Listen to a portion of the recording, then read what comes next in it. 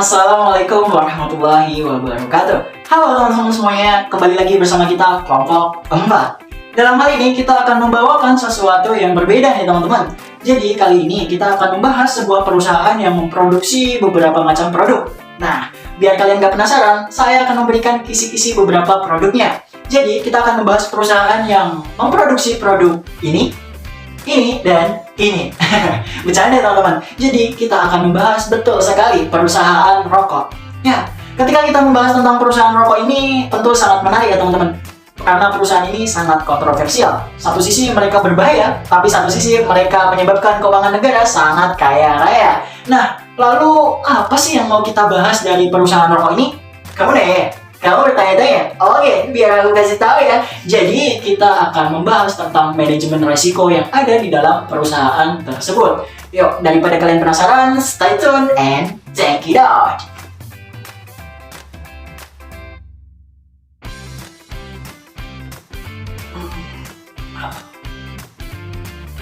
Hai Ban, Halo. sendirian aja nih, lagi ngapain? Biasa sih, lagi nikmatin ya pemandangan di pagi hari. Apa ikutan sini Bang ya? Oke. Oke deh. Kamu ngerokok? Iya, emang kenapa? Jangan tahu rokok kan bahaya. Sekarang kalau rokok itu bahaya, kenapa mereka menjual produk ini? Walaupun kayak gitu, mereka ini memiliki manajemen risiko yang baik tahu. Manajemen risiko yang baik. Seperti apa tuh? Aku penasaran banget deh. Penasaran? Yuk kita simak video berikut.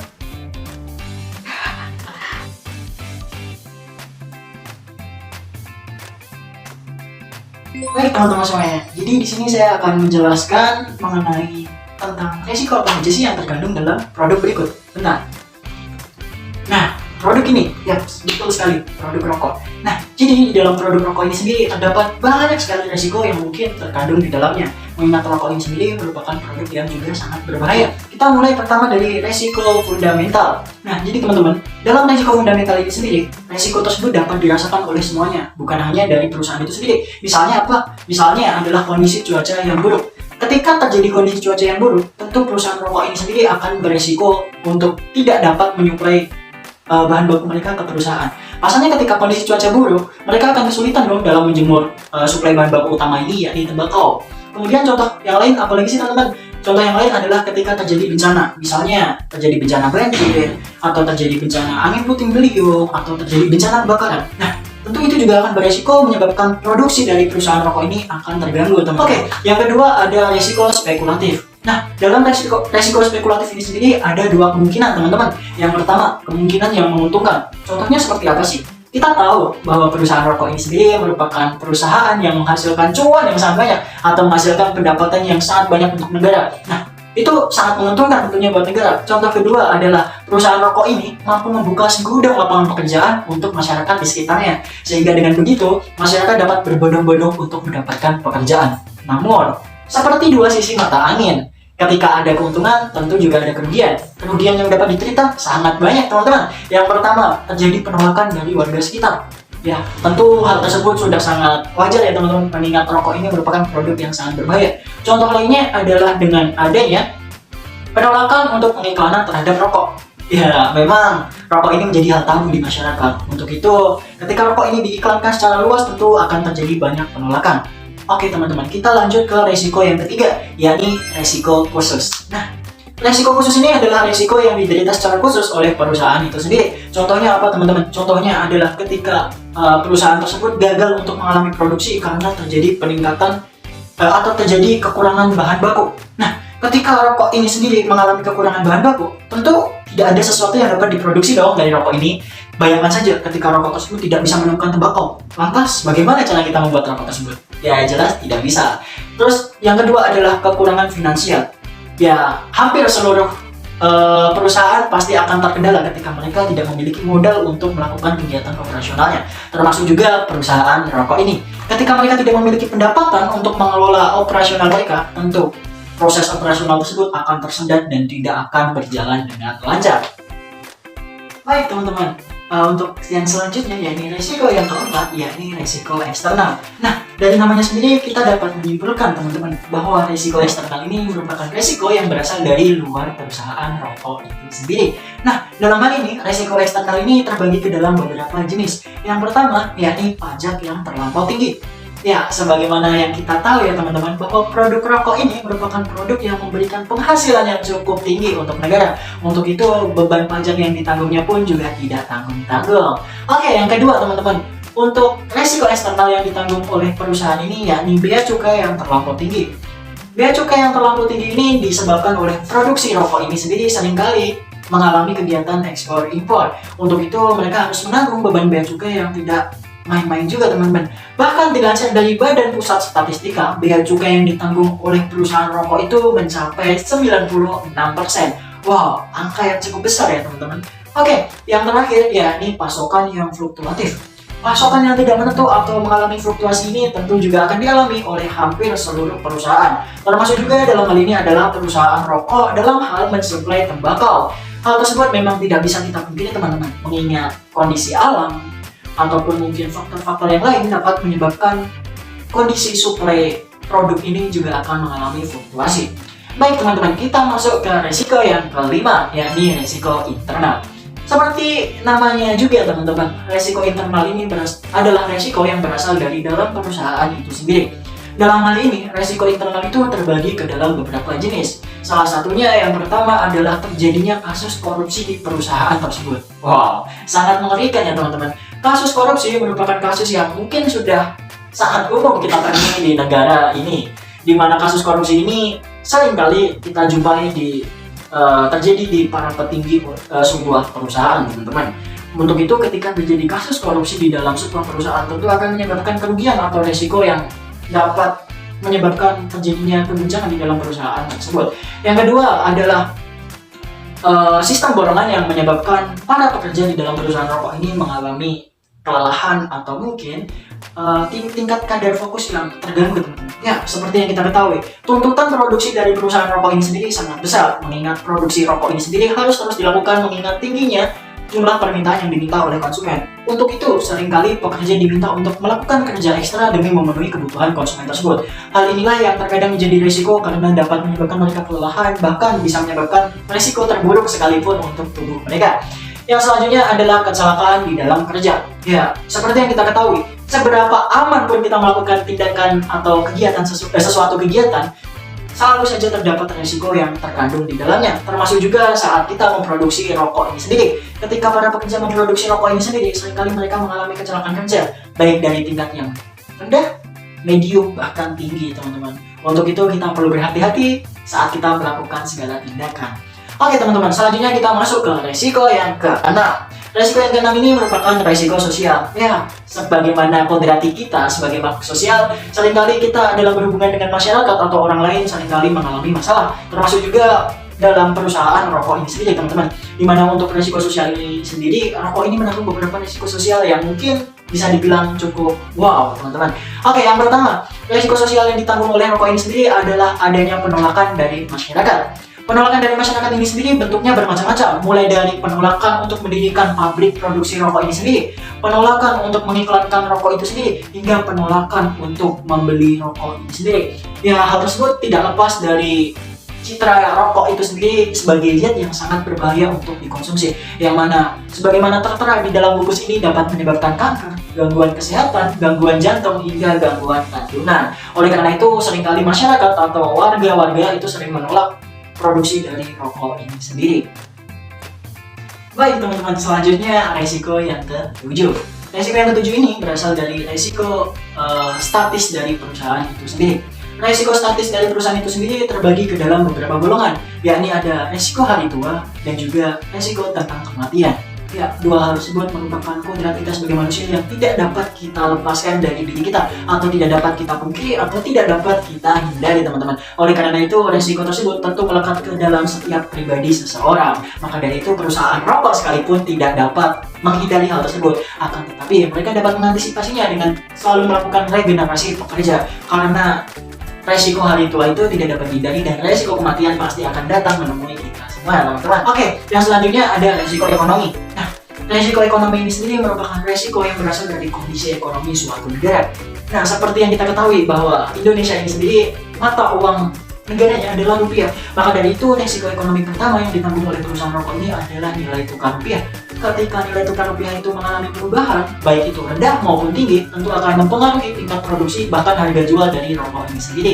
Yang kedua adalah kondisi inflasi. Ketika sebuah negara mengalami inflasi, tentu hampir seluruh sektor industri akan terganggu, termasuk juga rokok ini sendiri. Sehingga hal tersebut harus dihindari untuk terjadi di sebuah negara termasuk Indonesia. Hingga yang ketiga adalah jumlah uang yang beredar. Ketika jumlah uang yang beredar ini kondisinya tidak stabil, maka juga akan mempengaruhi nilai jual atau penjualan dari produk ini sendiri. Oke teman-teman, kita masuk ke resiko yang terakhir. Resiko yang terakhir ini adalah resiko dinamis. Resiko dinamis ini sendiri biasanya berkaitan dengan perkembangan teknologi. Ya, benar sekali teman-teman. Ketika kita memasuki revolusi industri 4.0, tentu seluruh kegiatan industri mulai beralih dari yang sebelumnya manual, sekarang beralih ke digital. Termasuk juga dalam memproduksi perusahaan rokok ini sendiri, teman-teman. Jadi ketika dulunya memproduksi rokok ini sendiri secara dilinting, secara manual oleh para pekerja, sekarang ketika teknologi itu masuk, kita dapat menggunakan mesin. Oleh karena itu, risiko yang dapat ditanggung oleh perusahaan rokok ini sendiri berkaitan dengan teknologi tersebut. Untuk itu, mereka harus menyesuaikan dengan pola perkembangan zaman yang ada, teman-teman. Ya, kurang lebih seperti itu teman-teman deskripsi tentang 9 risiko yang ada di perusahaan rokok.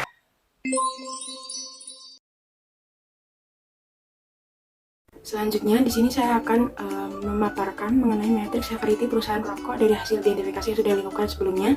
Jadi setelah melakukan proses identifikasi dan juga mengklasifikasikan berbagai risiko di dalam perusahaan rokok tersebut ke dalam beberapa jenis, maka dalam langkah selanjutnya ini kami berupaya untuk melakukan proses pengukuran terhadap berbagai risiko yang ada. Nah, pengukuran pertama yang dilakukan adalah dengan mengukur berbagai risiko tersebut berdasarkan besarnya dampak yang ditimbulkan. Dalam hal ini, kita sudah membuatkan tabel yaitu sebagai berikut. Yang pertama yaitu matriks dampak risiko atau severity. Untuk matriksnya sendiri ada 9 matriks. Jadi yang pertama ada risiko spekulatif, yaitu ada 10 risiko. Yang pertama ada bertambahnya pemasukan kas negara karena setoran pajak dari perusahaan rokok.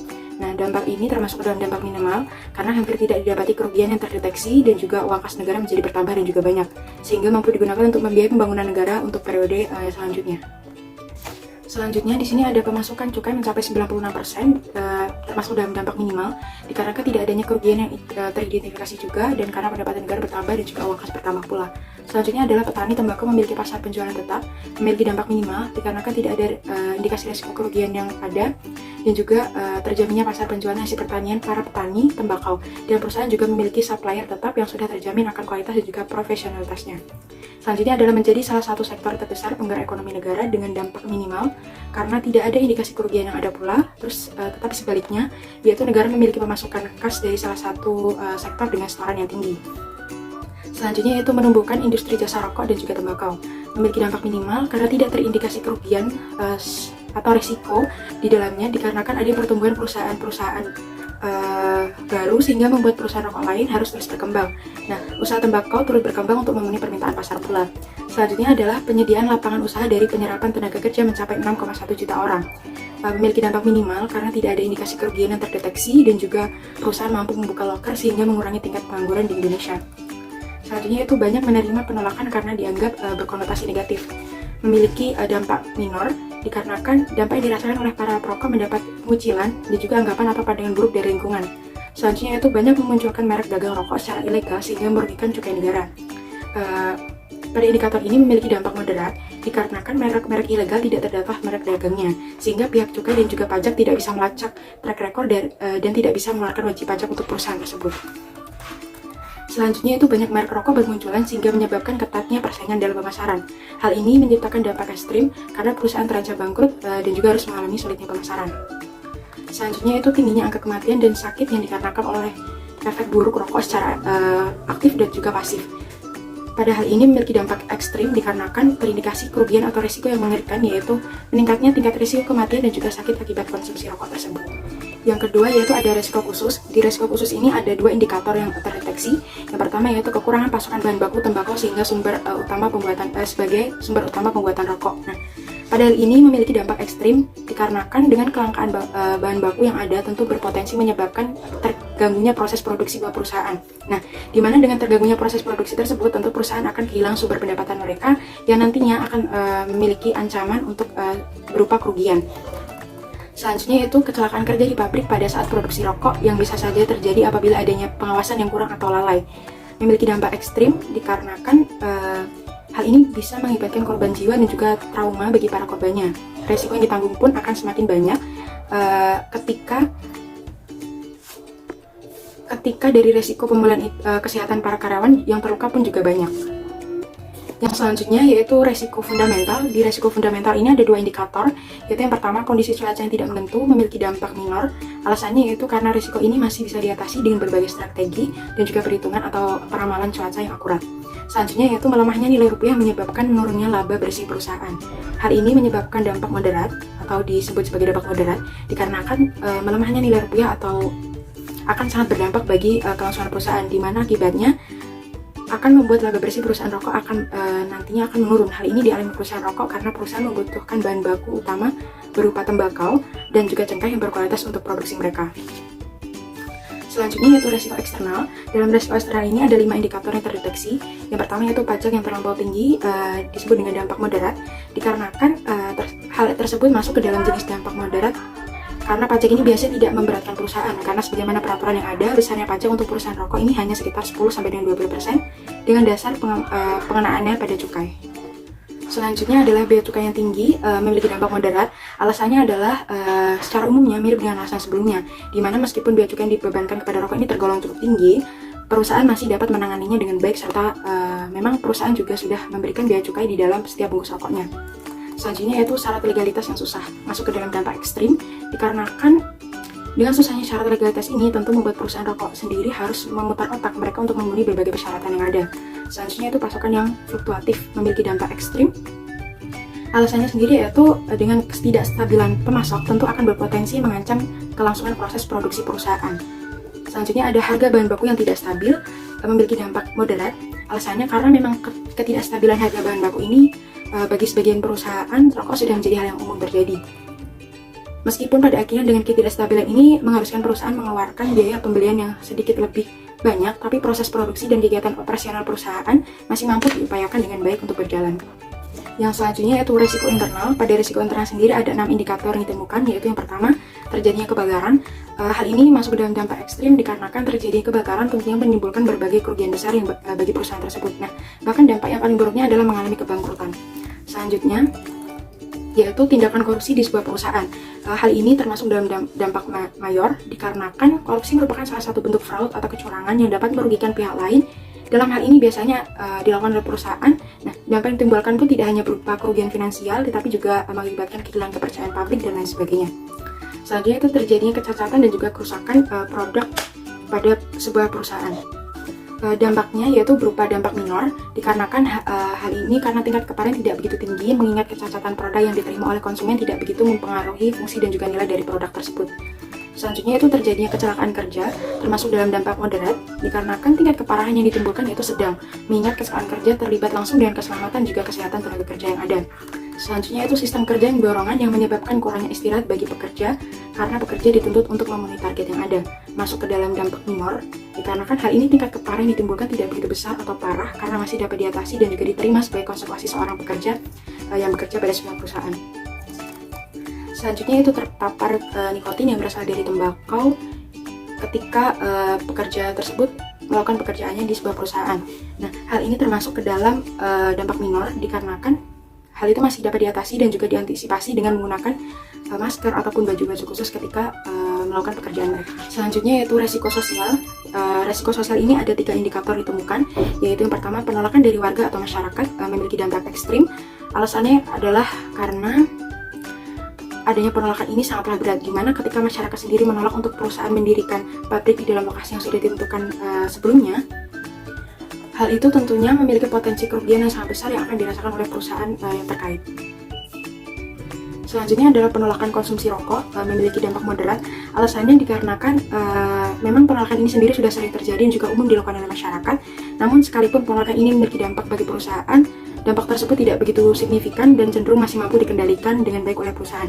Selanjutnya itu adanya penolakan pemasaran juga pengiklanan dengan dampak moderat pula, dikarenakan penolakan pemasaran juga pengiklanan ini memiliki dampak bagi perusahaan untuk lebih sulit dalam memperkenalkan produk perusahaan tersebut. Selanjutnya yaitu resiko ekonomi. Dalam resiko ekonomi ini ada dua indikator yang ditemukan, yaitu yang pertama resiko pasar dengan dampak minor. Akibat adanya risiko pasar ini bisa menyebabkan konsumen merasa tidak senang akibat harga rokok yang bisa saja tidak stabil sehingga menimbulkan menurunnya penjualan. Selanjutnya yaitu resiko peraturan pemerintah.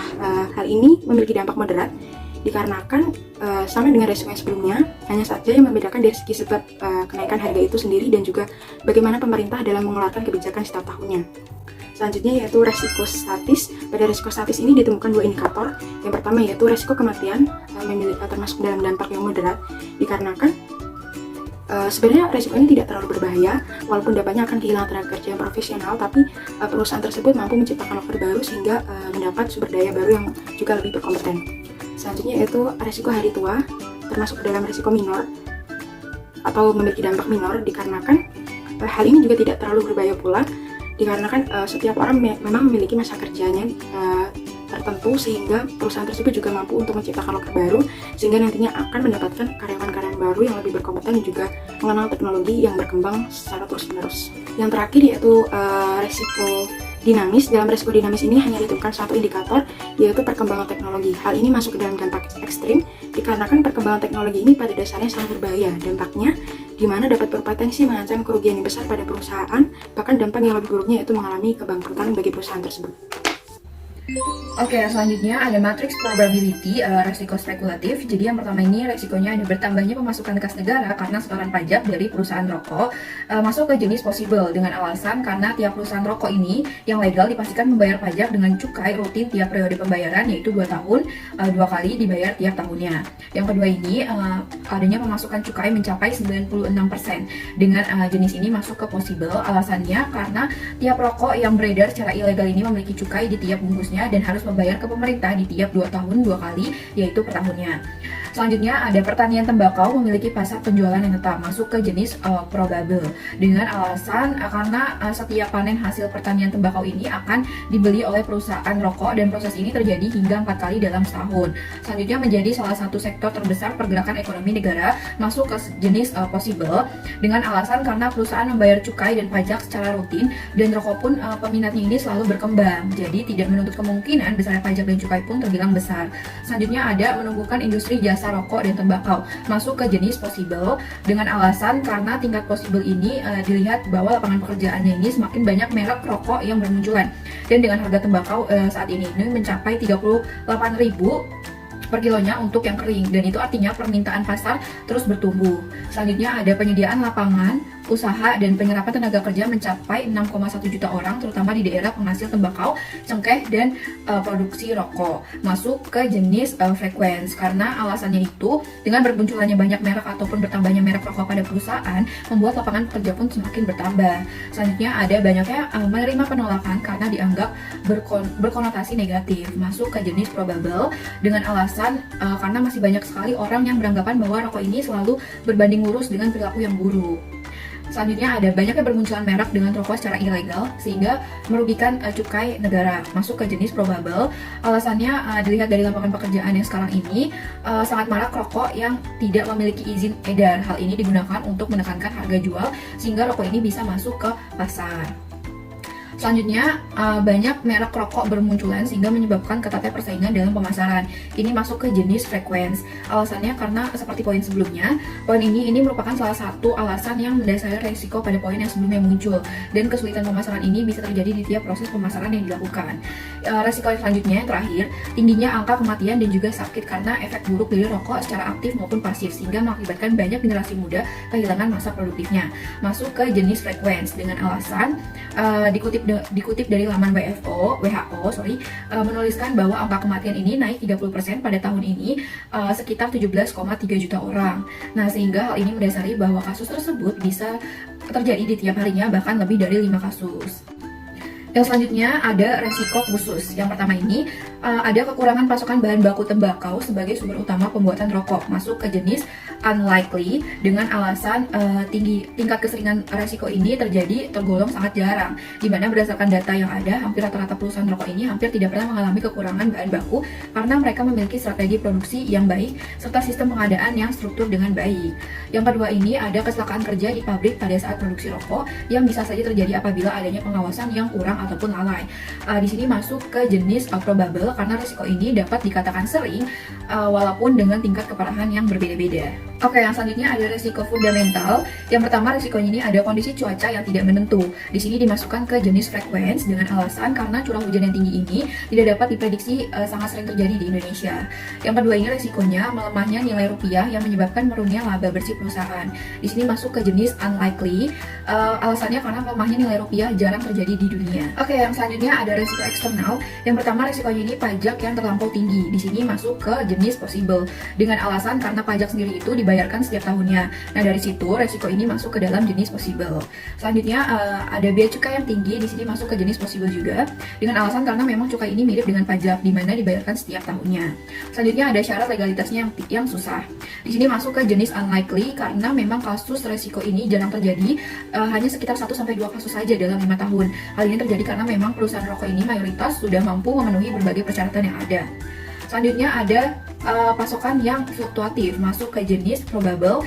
Alasannya ini karena memang tingkat resiko di jenis ini sering terjadi, di mana mengingat tingginya permintaan masyarakat terhadap rokok, maka pasokan rokok ini pun juga menjadi berkurang dan juga terkadang fluktuatif. Selanjutnya ada harga bahan baku yang tidak stabil. Di sini masuk ke jenis probable karena memang potensi terjadinya indikator ini sangat tinggi. Hal ini memang secara umum dikarenakan adanya permintaan yang tinggi dari masyarakat terhadap rokok itu sendiri. Oke, yang selanjutnya ada resiko internal. Yang pertama ini resikonya terjadinya kebakaran. Di sini masuk ke jenis rare dengan alasan karena resiko ini tingkat keseringannya sangat jarang terjadi, mengingat perusahaan rokok ini memiliki software sendiri sehingga terjadi kebakaran ini sangat jarang terjadi. Selanjutnya ada tindakan korupsi di perusahaan. Di sini masuk ke jenis possible karena tingkat keseringan korupsi ini terjadi di setiap tahunnya di perusahaan rokok, mengingat atasannya ini memang kekuasaannya ini yang sangat kuat di perusahaan rokok sehingga tindakan korupsi ini lebih mudah untuk dilakukan. Yang selanjutnya ini terjadinya kecacatan dan kerusakan produk rokok. Di sini masuk ke jenis probable karena mengingat banyaknya jumlah ataupun kuantitas rokok yang harus diproduksi membuat potensi adanya produk yang cacat semakin tinggi. Selanjutnya ada terjadinya kecelakaan kerja. Di sini masuk ke jenis probable karena mengingat banyaknya jumlah tenaga kerja di suatu perusahaan rokok sehingga kemungkinan terjadinya kecelakaan kerja juga semakin tinggi. Yang selanjutnya ada sistem kerja yang akan menyebabkan kurangnya istirahat bagi pekerja karena pekerjanya ini dituntut untuk memenuhi target. Di sini masuk ke jenis frequency karena banyaknya jumlah alasan ini karena banyaknya jumlah ataupun kualitas rokok yang harus diproduksi sehingga para pekerjanya dituntut untuk memenuhi target yang harus dinaikkan. Selanjutnya terpapar nikotin yang berasal dari tembakau yang diproduksi oleh pekerja. Di sini masuk ke jenis frequency. Alasannya karena mengingat para pekerja harus berhadapan langsung dengan rokok setiap harinya sehingga risiko terpapar nikotin ini sangat tinggi. Oke, yang selanjutnya ada resiko sosial. Yang pertama risiko ini penolakan dari warga atau masyarakat. Masuk ke jenis rare. Alasannya karena memang tingkat resiko ini sangat jarang terjadi dan hampir tidak pernah terjadi. Hal ini dikarenakan masyarakat yang belum tahu dengan adanya pabrik rokok di sekitar mereka menjadi tak hidup dalam keadaan juga yang ada di mereka. Selanjutnya ada penolakan konsumsi rokok. Masuk ke jenis frequency. Alasannya karena tingkat resiko ini sangat sering terjadi di mana dalam hal ini aksi untuk penolakan ini hampir sering dilakukan oleh masyarakat. Bahkan tercatat aksi penolakan ini hampir terjadi 5 kali dalam sebulan. Yang selanjutnya resikonya adanya penolakan pemasaran dan juga pengiklangan. Masuk ke jenis probable. Alasannya karena penolakan pemasaran dari produk rokok ini sering terjadi sekalipun masih dapat ditangani. Tercatat kasus ini terjadi hampir sekitar 3-5 kali dalam setahun. Oke, yang selanjutnya ini ada resiko ekonomi. Yang pertama ini resikonya resiko pasar. Masuk ke jenis possible. Alasannya jika kenaikan harga sudah dikatakan tinggi yang lainnya, maka bisa saja resiko ini terjadi dan pengguna dengan pendapatan nol tentu mulai berpikir untuk mengurangi konsumsi rokoknya. Yang kedua ini resiko peraturan pemerintah. Masuk ke jenis unlikely karena tentu resiko ini sudah sering terjadi. Bisa dilihat dari upaya pemerintah yang sebenarnya paham untuk menjual belikan rokok secara bebas. Namun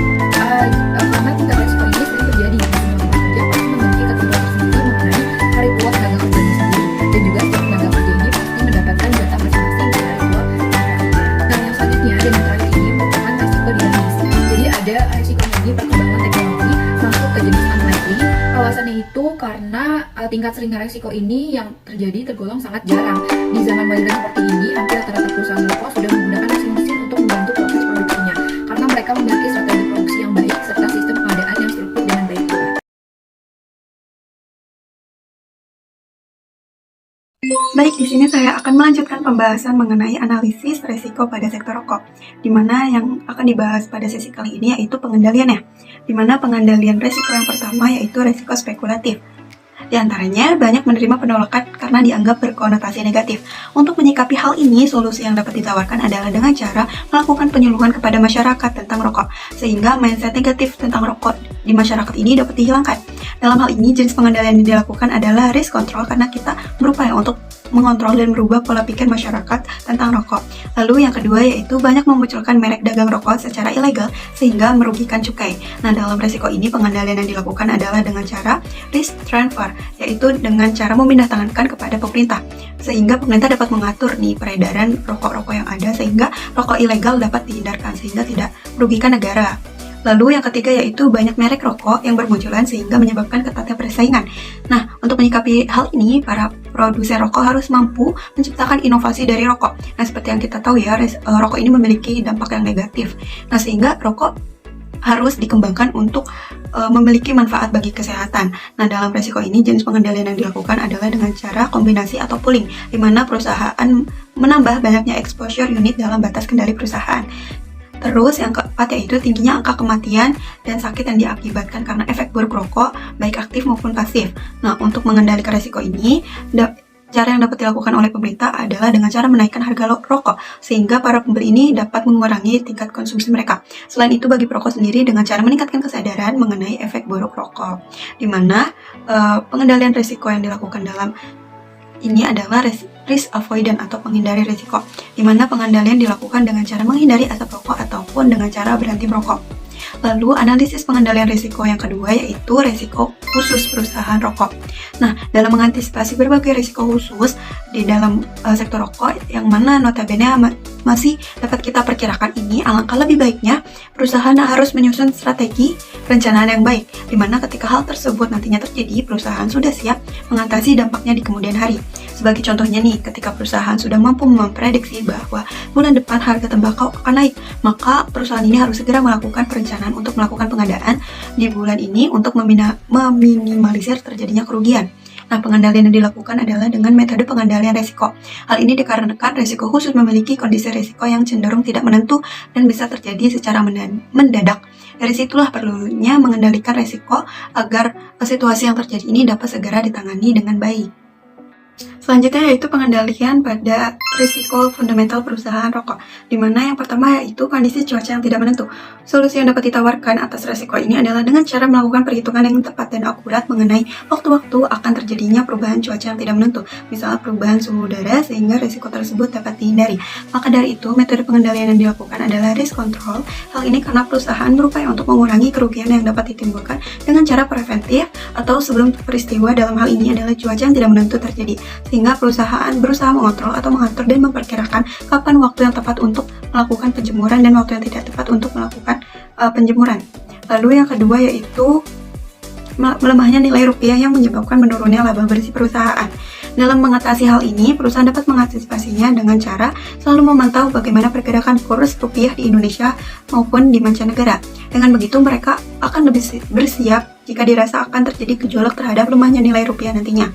Sebagaimana risiko cuaca yang tidak menentu, solusi yang dilakukan adalah risk control. Hal ini mengingat sebelum terjadinya peristiwa melemahnya nilai rupiah yang akan menyebabkan turunnya laba bersih perusahaan sudah mengantisipasinya dengan cara selalu memantau bagaimana pergerakan kurs rupiah. Dengan begitu, kerugian yang dapat terjadi dapat berkurang karena perusahaan sudah bersiap untuk menghadapinya dengan berbagai strategi bisnis. Analisis pengendalian selanjutnya yaitu pada risiko eksternal perusahaan rokok. Yang pertama, pajak yang terlampau tinggi. Dengan adanya beban pajak yang tinggi ini, seharusnya perusahaan rokok dapat mengikutkan beban tanggungan pajak di setiap penjualan rokoknya. Nah, berdasarkan penjelasan tersebut dapat dilihat ya teman-teman bahwa metode pengendalian yang digunakan adalah pemisahan resiko. Hal ini karena resiko yang ditanggung dipindahkan kepada konsumen meskipun tidak seluruhnya melalui pajak yang ditanggung konsumen di setiap pembelian rokok. Lalu resiko yang kedua yaitu bea cukai yang tinggi. Nah, senada dengan resiko yang sebelumnya, dalam mengatasi resiko ini, mereka juga dapat membebankan sejumlah biaya di setiap penjualan rokok untuk mempermudah perusahaan rokok di dalam menanggung bea cukai yang ada tersebut. Nah, metode pengendaliannya juga sama, yaitu masih pemisahan resiko. Karena resiko yang ditanggung perusahaan dipindahkan sebagian kepada konsumen. Lalu resiko yang ketiga yaitu syarat legalitas yang rumit atau susah. Nah, dalam mengatasi persyaratan legalitas yang susah ini, suatu perusahaan rokok alangkah lebih baiknya dalam melakukan kegiatan produksi untuk menyesuaikan dengan standar atau aturan yang memang diperbolehkan dalam pemerintah dan memang sudah disetujui oleh pemerintah. Selanjutnya itu analisis pengendalian risiko internal pada perusahaan rokok. Yang pertama, terjadinya kebakaran. Nah, untuk mengatasi hal ini perlunya prosedur bekerja ketika di dalam gudang atau pabrik perusahaan rokok, agar para pekerja mampu mengantisipasi terjadinya musibah kebakaran, di mana metode yang dilakukan adalah menghindari risiko. Hal tersebut terlihat dari perusahaan yang mempunyai SOP tersendiri agar kebakaran tidak terjadi atau dapat dihindari, sehingga kemungkinan terjadinya kebakaran yang dapat merugikan perusahaan dapat berkurang. Lalu yang kedua yaitu tindakan korupsi di perusahaan. Nah, agar terhindar dari risiko tersebut diperlukan upaya pencegahan dari perusahaan rokok itu sendiri, di mana pelaku korupsi harus diberikan sanksi yang tegas dan hukuman yang berat agar menimbulkan efek jera bagi para pelaku. Nah, dalam hal ini jenis pengendalian yang dilakukan adalah pengendalian risiko, di mana perusahaan berusaha untuk mengendalikan tindak korupsi yang terjadi dengan memberikan sanksi yang tegas dan pengawasan yang ketat. Lalu yang ketiga, terjadinya kecacatan produk rokok. Nah, solusi yang dapat dilakukan untuk meminimalisir terjadinya kecacatan produk adalah dengan melakukan pemeriksaan sebelum melakukan proses pengiriman rokok. Nah, maka jenis pengendalian yang dilakukan adalah pengendalian risiko, karena perusahaan berupaya untuk selalu melakukan berbagai cara agar kecacatan produk dapat dikurangi atau diminimalisir dengan cara melakukan pengontrolan dan pengawasan secara ketat, mulai dari mesin produksi, tahap QC, hingga pengujian dan inspeksi saat proses produksi. Nah, yang keempat ini terjadinya kecelakaan saat bekerja. Solusi yang dapat diterapkan adalah dengan memberikan pelatihan keselamatan dan kesehatan kerja bagi para karyawan. Maka jenis pengendalian yang dilakukan adalah risk avoidance atau menghindari risiko. Karena dalam hal ini perusahaan berusaha untuk menghindari kegiatan yang memungkinkan terkena risiko kecelakaan kerja, seperti memberikan pelatihan keselamatan bekerja sehingga ketika di lapangan karyawan dapat bekerja sesuai SOP atau prosedur K3 yang tepat. Lalu risiko yang selanjutnya, sistem kerja borongan yang menyebabkan para karyawan ini kurang istirahat karena dituntut untuk memenuhi target.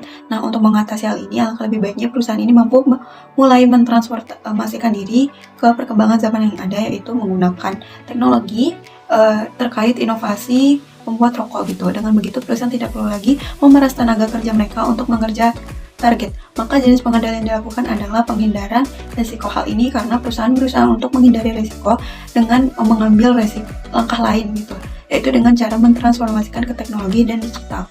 Lalu risiko yang selanjutnya terpapar nikotin yang berasal dari tembakau. Nah, solusi yang dapat kita lakukan adalah dengan memberikan semua pekerja itu alat pelindung yang sesuai. Maka jenis pengendalian yang dilakukan adalah pengendalian risiko, di mana perusahaan berupaya untuk mengantisipasi terjadinya paparan nikotin yang berbahaya dengan cara mewajibkan seluruh karyawannya itu dengan mengenakan pakaian dan alat pelindung yang sesuai SOP agar risiko dapat diminimalisir.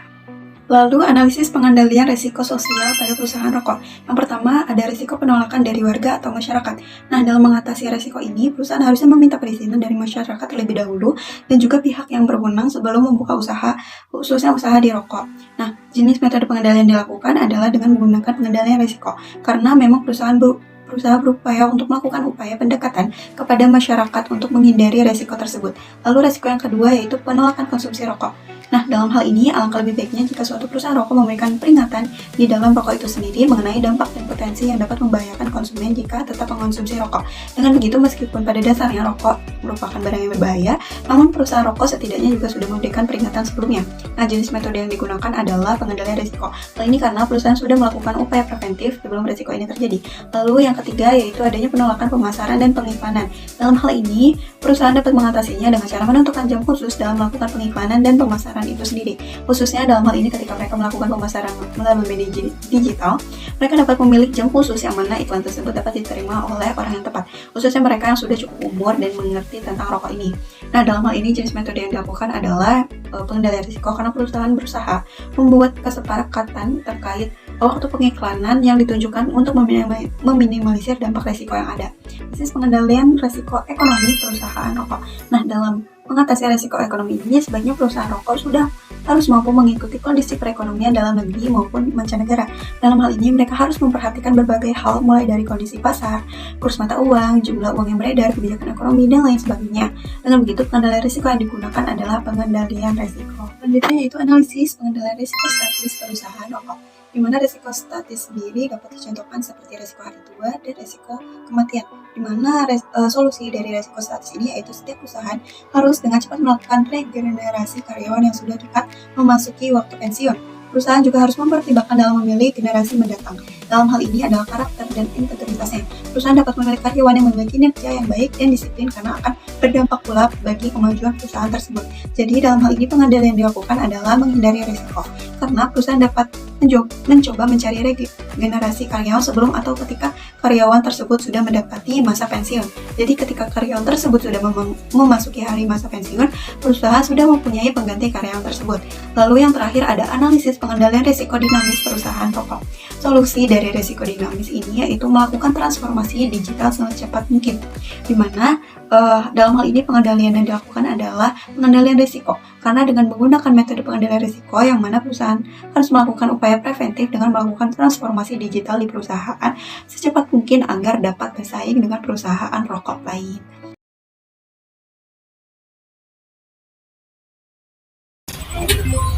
Assalamualaikum warahmatullahi wabarakatuh. Baik, terima kasih atas waktu dan kesempatannya. Perkenalkan, saya Sufi. Saya akan menjelaskan terkait penerapan K3 dalam bisnis perusahaan rokok. Yang seperti kita tahu bahwa perusahaan rokok ini memiliki berbagai resiko, diantaranya terkait resiko kesehatan yang menimbulkan berbagai macam spekulasi terkait kesehatan baik dari penggunanya ataupun dari segi karyawan yang memproduksi. Dan di sini saya akan menjelaskan penerapan yang bisa diterapkan dalam perusahaan rokok. Yang pertama adalah melakukan analisis resiko terlebih dahulu. Analisis ini meliputi terkait kategori, spekulasi, dan frekuensi dari resiko yang ditemukan. Selanjutnya adalah membuat perencanaan tata ruang pabrik dengan jalur keselamatan atau evakuasi dan siklus udara yang tepat. Hal ini digunakan agar menghindari atau minimalisir resiko. Selanjutnya adalah memiliki ventilasi yang cukup dan ruang khusus untuk udara yang steril. Hal ini untuk meminimalisir terjadinya risiko kesehatan di mana para pekerja yang terpapar ataupun terkontaminasi dengan bahan-bahan aktif dalam pembuatan produksi rokok sebelum ataupun setelah dari perusahaan rokok tersebut bisa kembali steril dan tidak membahayakan keadaan lingkungan sekitarnya. Selanjutnya, setiap karyawan wajib menggunakan pakaian yang sudah ditetapkan sesuai standar, seperti penggunaan masker, penggunaan sarung tangan, penutup kepala, ataupun menggunakan pakaian APD lainnya. Selanjutnya adalah bergantian shift bekerja untuk menghindari resiko kesehatan yang ditimbulkan dari bahan aktif produksi rokok itu sendiri. Hal ini bisa diimplementasikan dengan menggunakan 2 kali pergantian shift atau 3 kali pergantian shift dengan masing-masing tidak lebih dari 6 jam dalam kondisi ataupun situasi ruangan yang ramai. Selanjutnya adalah meletakkan produk rokok yang sudah jadi di tempat yang tepat untuk menghindari terjadinya resiko kebakaran ataupun hal yang tidak diinginkan lainnya. Kemudian adalah proses pengolahan dari limbah industri tersebut. Karena yang seperti kita tahu bahwa produksi rokok itu sendiri tidak sepenuhnya habis untuk digunakan produksi rokok, tapi pastinya ada limbah yang harus digunakan kembali agar tidak menimbulkan sampah yang berlebih. Adapun melakukan pertemuan K3 secara rutin. Pertemuan K3 untuk mengevaluasi kinerja K3, aturan K3 yang ditetapkan termasuk cara pencegahan dan mitigasi untuk menjadikan tempat kerja lebih aman. Semua pekerja harus paham apa yang harus mereka lakukan jika terjadi kondisi yang tidak diharapkan. Lingkungan kerja yang aman harus dimulai dari awal.